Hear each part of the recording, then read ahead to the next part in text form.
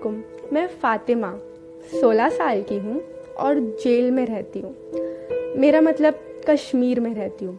बहुत खूबसूरत जगह है ये, जैसे कि आप कहते हैं इसे जन्नत। यहाँ सुंदर पहाड़ हैं, नहरें हैं, बॉम्ब्स हैं, बुलेट्स हैं, आतंकवादी भी हैं और बहुत सारी पुलिस भी है।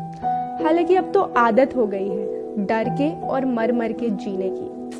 ये छोड़ो, वैसे मैंने सुना है कि पूरे देश में लॉकडाउन लगा हुआ है कोरोना की वजह से। शायद अब आप लोगों को हम कश्मीरीज पर थोड़ा तरस आ जाए, क्योंकि यहाँ पिछले 1 साल से ऐसा ही लॉकडाउन लगा है, बल्कि आपसे भी ज्यादा कठिन वाला।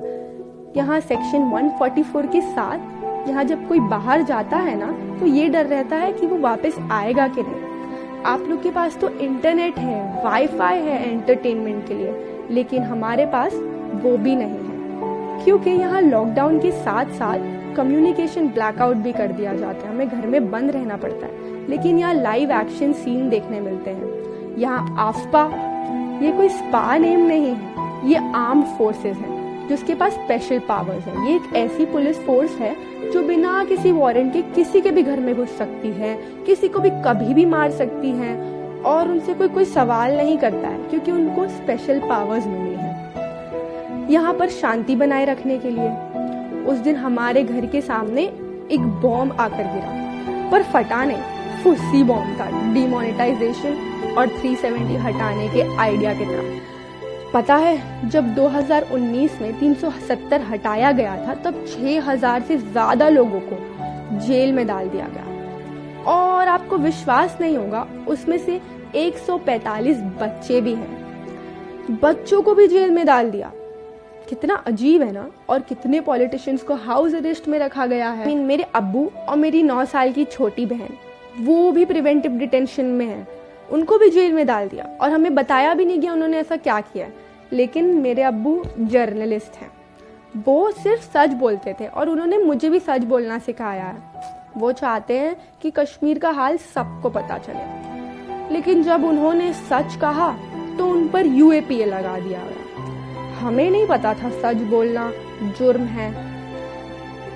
और जब हम जेल जाते हैं उनसे मिलने, तो हमारी चेकिंग पूरे कपड़े उतार कर की जाती है। पता नहीं ऐसी कैसी चेकिंग है, इसलिए अम्मी ने अब मुझे ले जाना ही बंद कर दिया। उन्हें नहीं अच्छा लगता, वहाँ के लोग बहुत अजीब हैं। मैं भी वैसे मेरे अब्बू की तरह जर्नलिस्ट बनना चाहती हूँ, पर अम्मी हमेशा मना करती रहती है, कहती है कि जेल में भेज देंगे अगर जर्नलिस्ट बनोगी। वैसे इसलिए मैंने अम्मी को कहा कि मैं अर्नब गोस्वामी और रूबी का लियाकत जैसी बन जाऊंगी, तो फिर मुझे कोई जेल में नहीं डालेगा। अम्मी हंस दी है। मेरा एक छोटा भाई भी था, वो अल्लाह के पास है।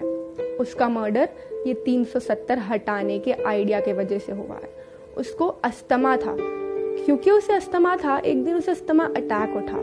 बाहर कर्फ्यू था और ना कोई गाड़ी थी ले जाने के लिए, और अब्बू भी नहीं थे कि वो फटफट उसे लेकर चले जाते, और कम्युनिकेशन ब्लैकआउट। तो हमने डॉक्टर को भी कॉल करने ट्राई किया, पर फोन लगा ही नहीं, और इसलिए वो नहीं बच पाया। उसने जाते जाते एक बात कही थी मुझसे कि वो ऊपर जाके अल्लाह को सब बताएगा। खैर, अब बस आप लोग से इतना पूछना है कि क्या आप लोगों को हम कश्मीरीज की कोई परवाह है या नहीं। हम 1 साल से ऐसे लॉकडाउन में हैं जिसमें इंटरनेट कनेक्शन नहीं है।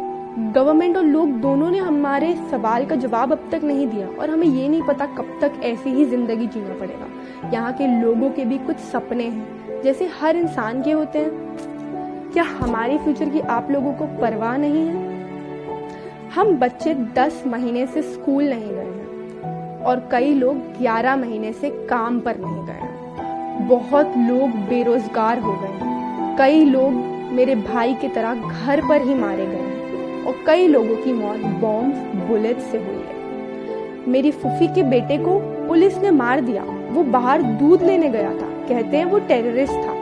अब हमें नहीं पता वो उसने क्या किया है। मेरे एक दोस्त के नाना जी अपने छोटे नाती के साथ बाहर गए थे, उनको भी किसी ने मार दिया और उनके नाती को छोड़ दिया। हमने सुना उनकी फोटो बहुत वायरल हुई, पर फिर भी किसी को ज्यादा फर्क नहीं पड़ा। क्या आप लोग ने, हमने ऐसे ही मरने के लिए छोड़ दिया है? हमारी लाइफ मैटर नहीं करती है क्या? अगर मेरे सवालों का जवाब है तो प्लीज बता दो। कि कब हम दूसरे बच्चों की तरह जी सकेंगे। हमारी कुछ बेसिक ह्यूमन राइट्स है जो हमें चाहिए, जो हमसे छीन ली गई है। कब कश्मीर नॉर्मल दूसरी सिटी की तरह हो जाएगा, हमें ये नहीं पता कब सब ठीक होगा।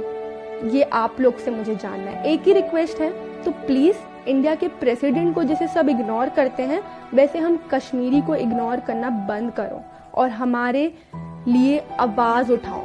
3 से 4 दिन में आपके पास ये वीडियो पहुंच जाएगा। मेरी अम्मी की बहन लखनऊ जाने वाली है, तब वो उसे वहाँ जाके अपलोड करेंगी, क्योंकि यहाँ तो 2G नेट है। अभी अभी वो भी आया है, वो भी इतना बेकार चल रहा है, आप सोच भी नहीं सकते हो। तो तब तक के लिए भूलना मत प्लीज़, कश्मीर लाइव्स मैटर। अल्लाह हाफिज़।